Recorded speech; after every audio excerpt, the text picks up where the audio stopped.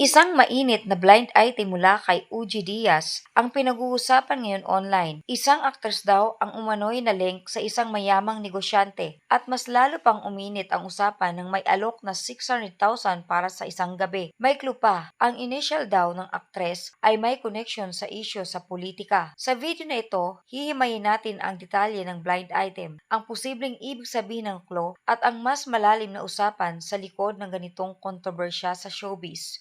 Disclaimer, ang video na ito ay base lamang sa blind item at haka-haka. Wala pang direktang pinapangalanan o inaakusahan. 600,000 para sa isang gabi. Ito ang shocking na blind item ngayon na pinag-uusapan sa social media. Ayon sa chismis, isang actress daw ang nalink sa isang mayamang negosyante. At mas lalo pang uminit ang issue nang sinubukan umano siya ng pamilya ng lalaki. Pero ang mas nakakapag-isip ang clue, ang initials daw ng aktres ay may koneksyon sa isyu sa politika. Sino nga ba siya at alamin natin. Ayon sa kumakalat na post, isang aktres ang nalilink sa isang wealthy businessman. Dahil sa chismis, sinubukan umano siya ng pamilya ng lalaki at inalok ng 600,000 para sa isang gabi. At ang nakakagulat, pumayag daw umano ang aktres. Ngayon, maraming mga netizens ang naguguluhan, totoo ba talaga ito? O isa na namang exaggerated na blind item? Ang pinaka-intriga sa lahat ay ang clue. Ang initials ng aktres ay may kinalaman sa isyu sa politika. Ano kaya ang ibig sabihin nito? Posible bang ang initials niya ay kapareho ng isang kilalang political figure? O baka naman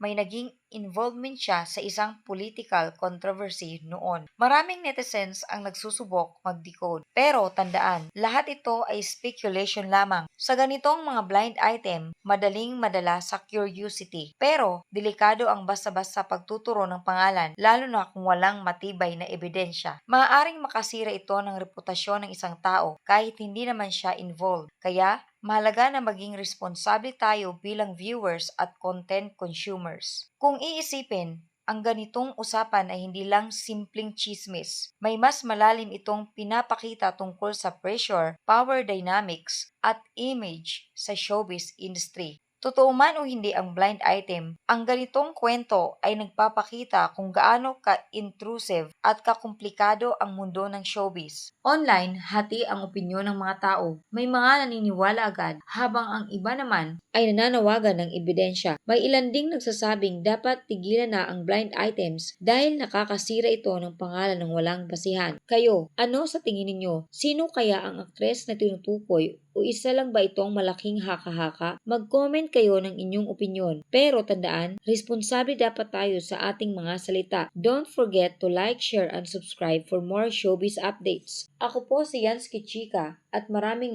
salamat po sa panonood.